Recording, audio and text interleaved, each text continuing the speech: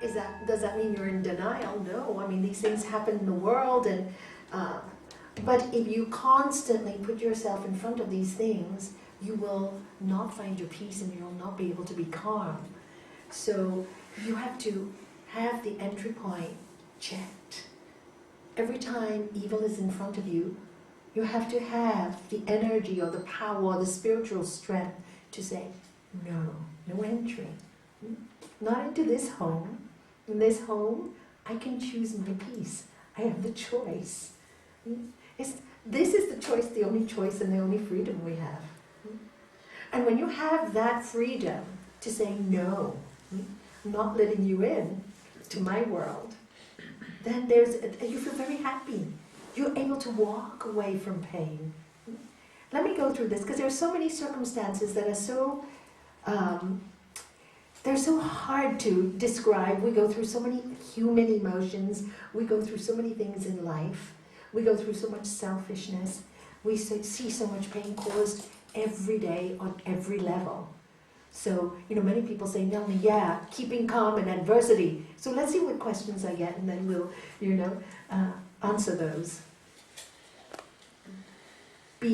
Staying calm. Is it always better not to speak when you are not 100% sure whether you should speak up or be quiet and burn tapas? Staying calm. Is it always better not to speak when you are not 100% sure? Yeah. Why should you speak when you don't know something for sure? You're not speaking the truth then. And when you're not 100% sure about what you're speaking of, then you will have somebody retaliate you, right? Because they can feel you're not 100% sure. So they will come up with something else. And you create a debate over nothing. You weren't sure in the first place. So if you're not sure of something, before you speak about it, it's only wise to be sure. And if you are not sure about it, it is only wise to ask, is this the case? Because I am unsure. If you really need to speak about it, be clear. Truthfulness is always the key to this. Be truthful at all times. Many times people are not sure about things. And they want to prove that they are because they want to appear smart, or they want to be clever, or they want to be right. And for me, I've learned over the years, it is better to earn my peace and keep my peace than to be right. There's no point arguing about things. There's things that some people will never agree with you because they see the world from a different point of view. There's nothing to convince anybody about. This is where we get into trouble. We're trying to convince people to believe something we believe in. If they don't want to believe it, you can talk and talk and talk. You're not 100% sure. They're not 100% sure. And all you create is a big, huge argument. For what? Nobody was sure in the first place. All these debates about God and divine and spirit, So many people ask me to go on TV for a debate. I go, I don't debate. And they go, why? Are you frightened? No, not at all. I know what I know. And I know what I believe. Why should I debate with somebody who's not sure? They don't know. They're questioning. Let them deal with somebody who's also questioning. I'm not questioning. 10 years ago, I've been on debate on television with a whole group of religious leaders because I was still questioning them. So we were coming from a place of debate. But once you know that you know that you know, why are you trying to convince somebody else who doesn't know or not sure? It creates a lot of discomfort in the homes. So my opinion is, if you're not sure, don't say. Say only if you're sure. You can ask, you can discuss, but don't pretend you know. Never. You'll get yourself in trouble. And then whether you should speak up, I think I've answered this, to burn tapas. No. Tapas means to burn. Tapas, the word tapas means, for those who don't know, do you all know the word tapas, what it means? By the way, in our Sanskrit language? Some new people here today. Do you know what the word tapas means? No, actually it means to burn. Burn. When you accept pain and not cause it in return, The word for that in the Sanskrit language is tapas. When somebody hurts you, for example, screams at you, shouts at you, swears at you, and you're feeling the pain. Normally people want to scream back and shout back, and we want revenge. How dare you do this to me? You can't. Do you see, there is an anger there. Now tapas is you hold back on that anger. You hold it. You don't speak it out. And of course, it burns. The feeling is burning, isn't it? When you hold back, you're longing to swear at somebody, but you know once you've done it, it's too late. You know, Tiruvalva, a great Hindu saint, South Tamil saint, said, you know, a word is like a bird. Once you've said it, it's too late. It's too late. You can't bring it back. So when you hold back on your anger, or you hold back on your jealousy, or you hold back at your shouting and screaming, it causes you a bit of pain. It's not easy. You know, this is why Master Shivananda, one of the greatest masters of our generation, said bearing insult, bearing injury is the highest practice. Is that hard to do? Somebody's swearing at you, to hold it in and not swear back is the highest practice. Lord Jesus on the cross, what was symbolic of that? The most symbolic thing of him on the cross was, my Father in heaven, forgive them. They know not what they do. Accepting pain for purification. And what happens to you when you accept pain? In Sri Patanjali, in the science book of the mind of yoga and the science of yoga, he tells us, when you acquire this gift, when you can accept pain and not cause it back in return, what happens to you? Occult powers are gained. What does he mean by occult powers? It means that you start to see things so differently. Because you see, this is all on a physical human level, isn't it? We're talking on this level. It's a very material level. When you take in a lot of pain and you don't cause it back to somebody, you go through a transformation. Especially when you try to understand that that pain is purifying you. It's making you into a better person. Especially when you understand that fire cannot put out a fire. The only way to put out a fire is through water. The only way to put out hate is through love. But it takes time to develop that sincerely. It takes a long time to develop this love. It doesn't happen overnight. This is why in the science of yoga it says we have to practice. Keep listening to positive things. Keep practicing good things in your life. One day you won't feel the pain when somebody swears at you. You say, oh, this is quite normal. It really is quite a nice feeling. You really feel quite free, you know. And the other day, you were telling me about somebody I've known for a long time and loved dearly. And she had to tell me, because something important. It was not saying some very nice things, and she was shocked. She wanted to tell me. I got it out of her, by the way. I know by her face she's not telling me the truth. You know? She's like my daughter, right? When you see somebody enough, you know exactly what they're trying to hide, what's going on. Talk, spit it out, you know. I want to know. And you know, when she told me, I think she had a laugh. And I go, what can you do? This is the way of the world. What can you do? She said, but Nalanie, you've done this. And I said, no. Do not eat the fruits of your actions. Whatever you do, don't expect anything in return. But the feeling of freedom, that feeling, somebody I love, you know, is speaking like this about me now, not a nice way. I'm not being bothered by it. It's a great feeling. Who's free? I'm free. And you know, human beings do that. One day they love you, one day they don't love you. It's normal. I know she doesn't mean it badly. She's having a bad day. And if she even meant it, doesn't matter. That's her choice, isn't it? Don't people have to have their right in their choices? We say give each other their freedom. What is the difference there? Does it make me a good person because I didn't feel angry? No, nothing like that. I'm very selfish. I want to be free. I want to maintain my peace. I want to stay calm in adversity. Because by getting angry or hurt or feeling bad and let it run through my head for days, I only waste my own life, my own opportunity, my opportunities that come my way. If I'm so busy being upset by that, I can't enjoy these kids coming in and say, Nalanie, can you give me the internet? Can we work your TV? I'd be like, pardon? What did you say? You see, because when we're agitated, when we're agitated and we feel hurt, our minds are not clear. So who gains? Do you see? We are always the winners when we practice tapas. But in the beginning, when you practice tapas, it is difficult.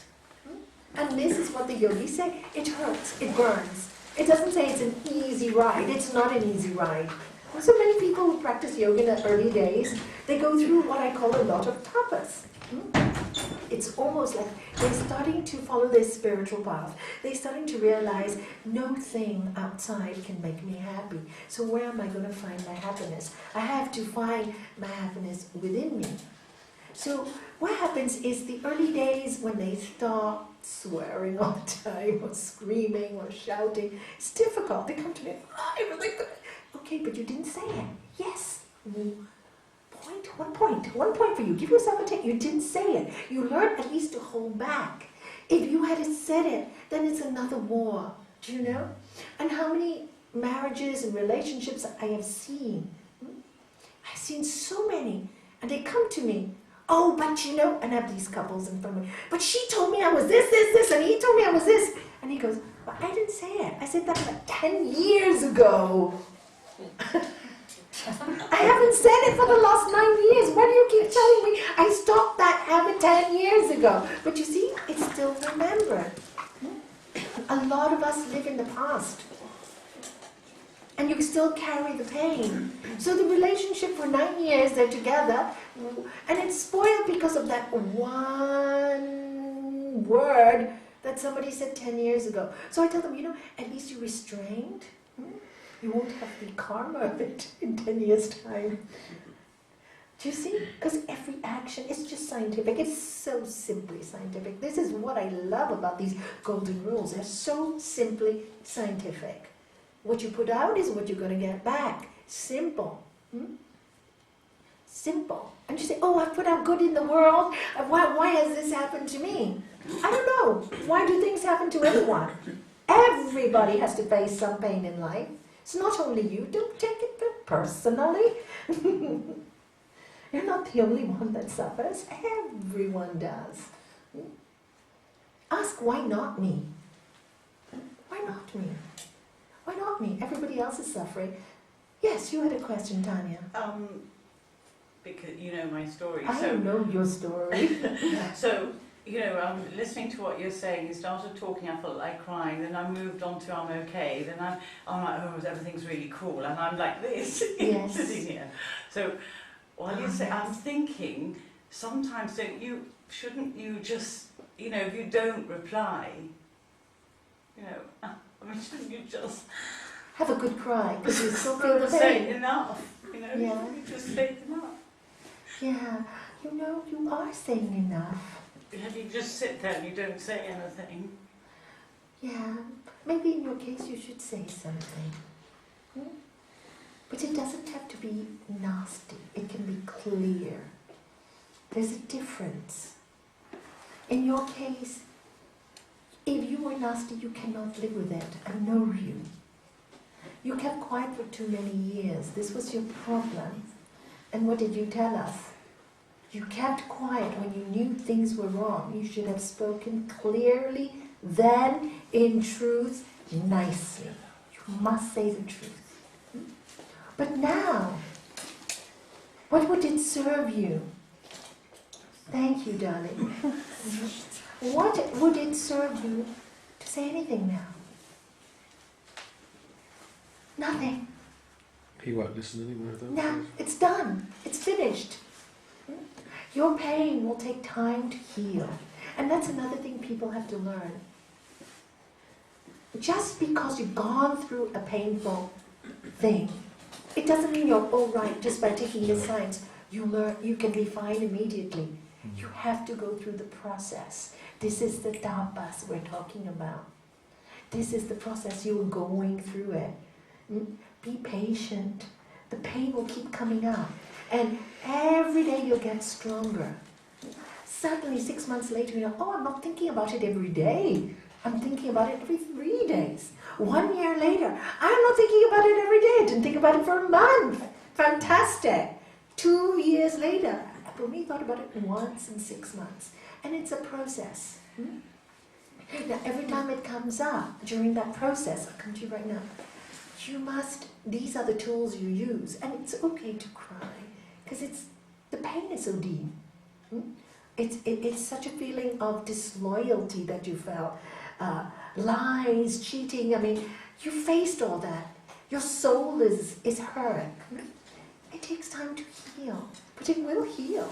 And every time the pain comes out, accept it. This is my tapas. When I get through this, boy, will I be powerful. This is what you'll gain. And I'll tell you a story about tapas soon. Yes, Carol, you had something to say. Yeah, I just wanted to say I don't know Tanya's story, but I was about to disagree with you, so I'm glad you clarified it. That you have to, you can't go through life not saying anything. You have to say, this is unacceptable to me. Correct. But you can't just, you can't just be quiet. No. I don't agree that is the right thing to do. No. You don't have to be aggressive back, but No. you do have to say, this I don't Not accept. When I learned yoga, one of the things, my husband sometimes used to swear, and, most people swear, but I never swear. I don't like swearing at all. Never have as a child. Just don't like it. It's too harsh for me. And sometimes when I used to get angry, I used to swear, and I used to take it. And then I screamed back. This is why I understand. But I knew he loved me. My case was different. He was such a good man. What can you do? People have bad habits. So anyway, I would scream back. That didn't work. When I started yoga and learning to practice keeping calm in adversity, and he would swear, and I go, I don't deserve this.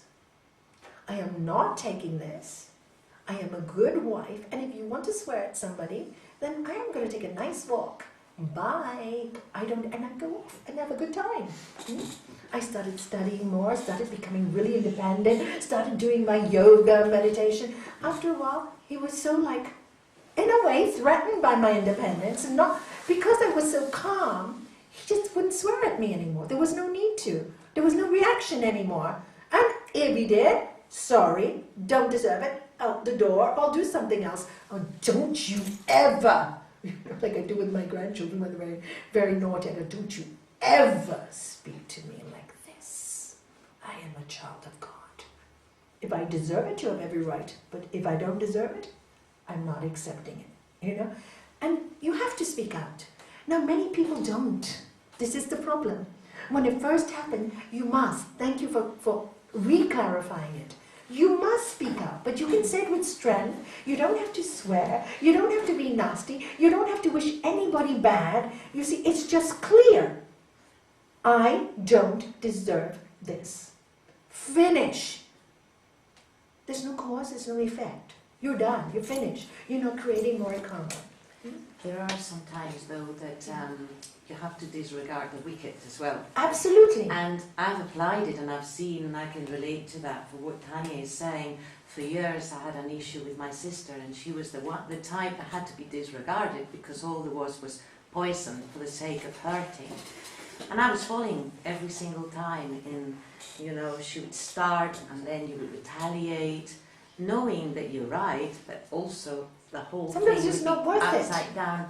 And by practicing tapas, by practicing all this, I was over at Christmas, and there she started again. And I didn't really need to say anything. She was just shouting, and all of this was doing it to herself. But all I could do, and really I didn't even try, it just came like that, just look at her, smile, and feel very sorry for her.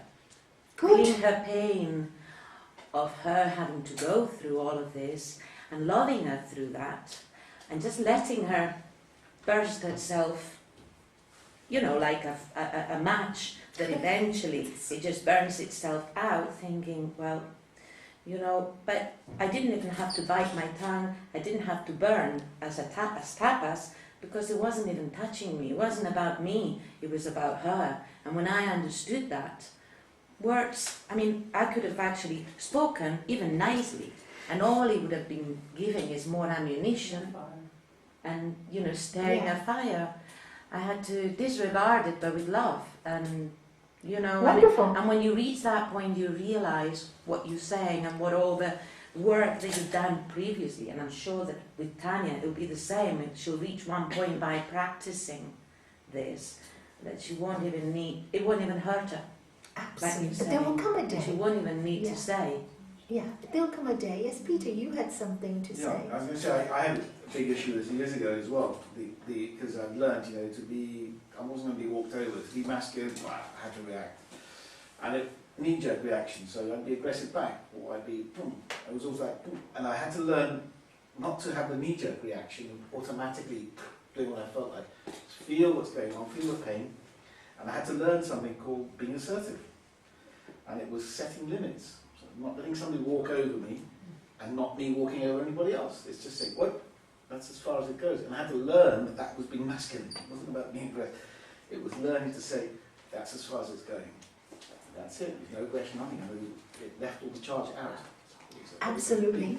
And then you keep calm. Yeah. Do you see? You keep calm. And that's the secret. You keep calm. Yes, Ole. Would you mind telling the story about the master and the two ones that reacted differently? Do you know the one I'm talking about? Are you talking The about two students on the boat. Oh, the Ramakrishna story. Are you not tired of it? No,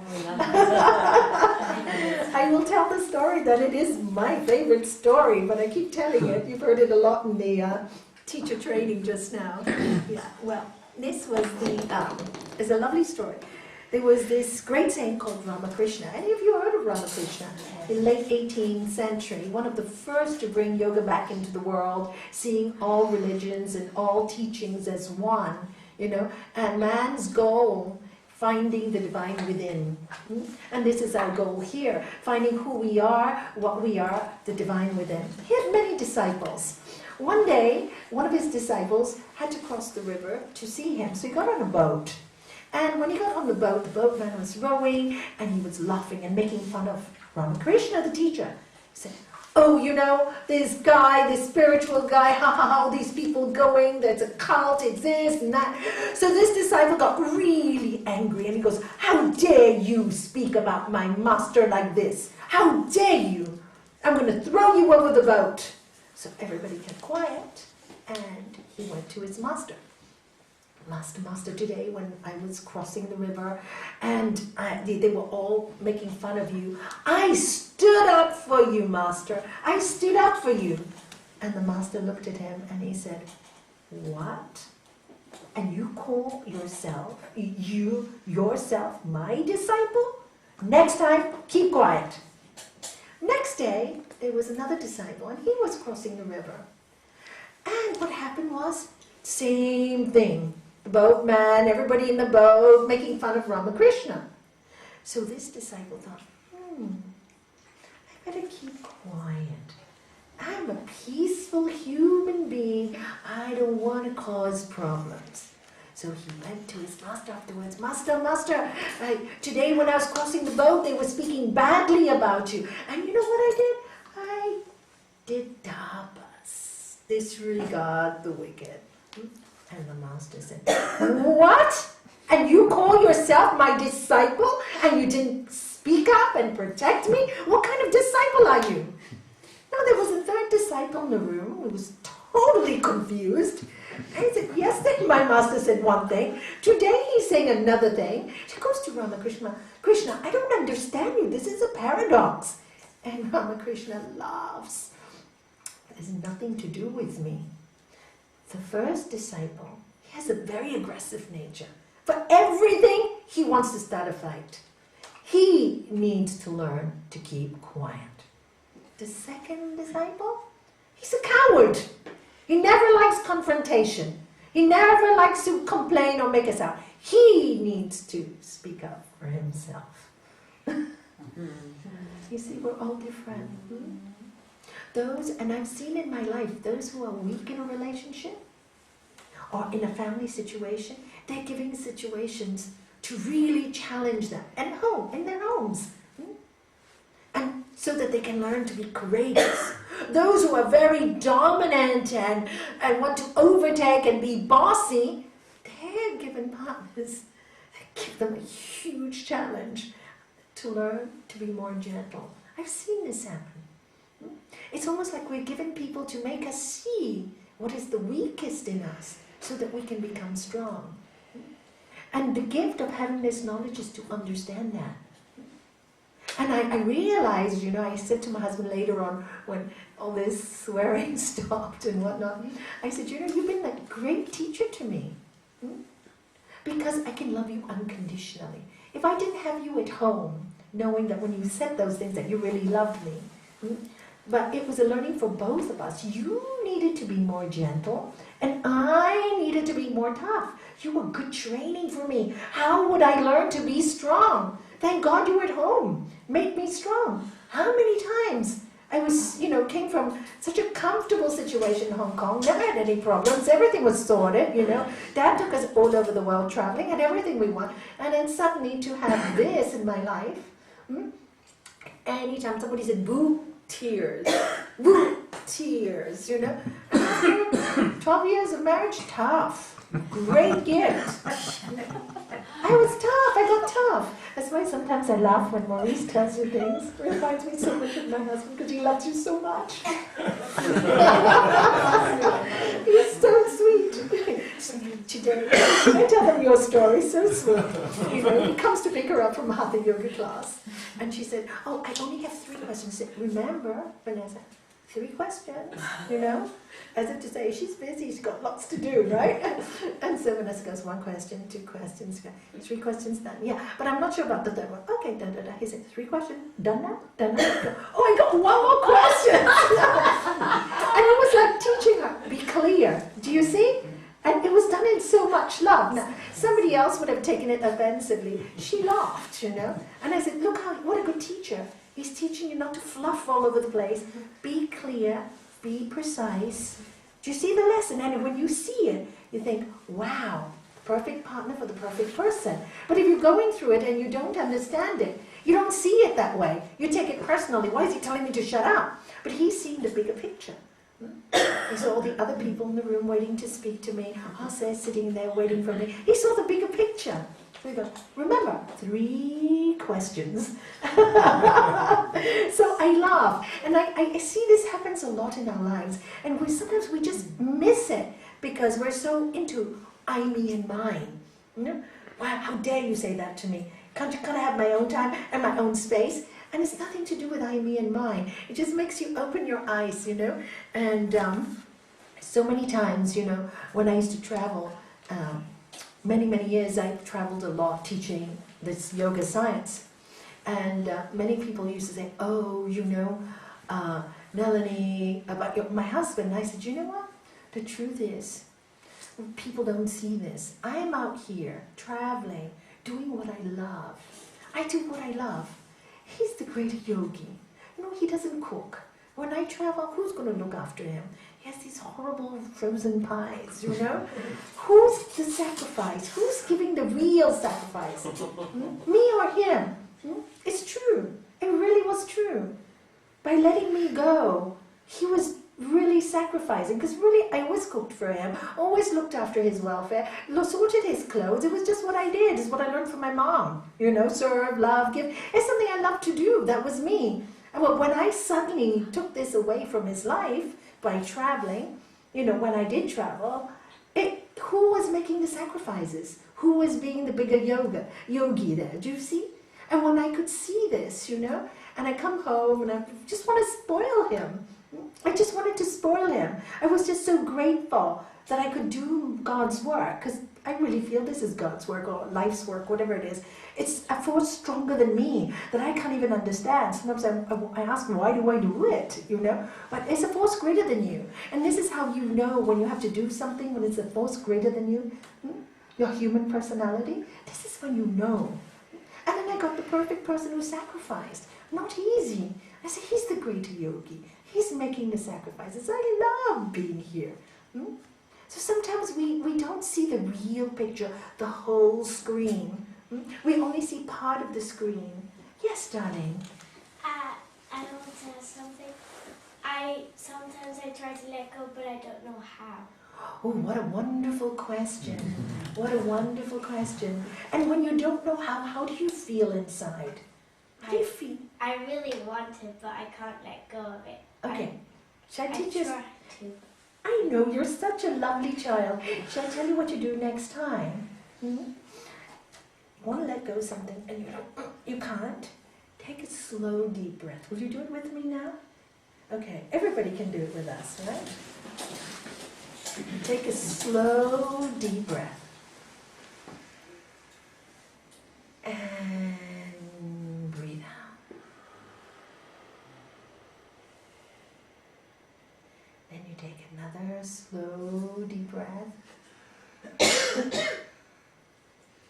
Say, I release you. I release you. Anger, go. I release you. I am free. I am happy. And you wear a smile. How does that feel? Good. Yeah, you make yourself feel good so the bad feeling doesn't stay. That's the secret. Every time you can't do it, don't say, I have to let go, I have to let go, I have to let go, but I can't. Don't do that. The more you go, I can't, the worse it holds you. It doesn't want to let you go. So you tell it that. Take a deep breath. I release you and smile. Anger doesn't like a happy person. It gets scared of us. You just make yourself happy. And if you can't do it yourself, go call your mom or dad. Can you distract me from my mind? Because I'm holding on and I don't want to hold on. And if I stay with myself, I will just keep it crazy. So can you help me, make me laugh? And then say a prayer. Sometimes if you like praying, I used to love praying. Praying, yeah, and say, oh, I can't do it myself, help me. There's a great energy in me. Many children call it the force. I call it God. Doesn't matter what word you use. Say, may the force in me help me to be strong. Sometimes you can't let go right away. Don't worry too much. Distract yourself a little bit till you're strong. Will you try to let me know how you do next time? See, you're already smiling. You're clever. What a brilliant question. Huh? What a brilliant question. Thank you. Oh, thank you for asking it.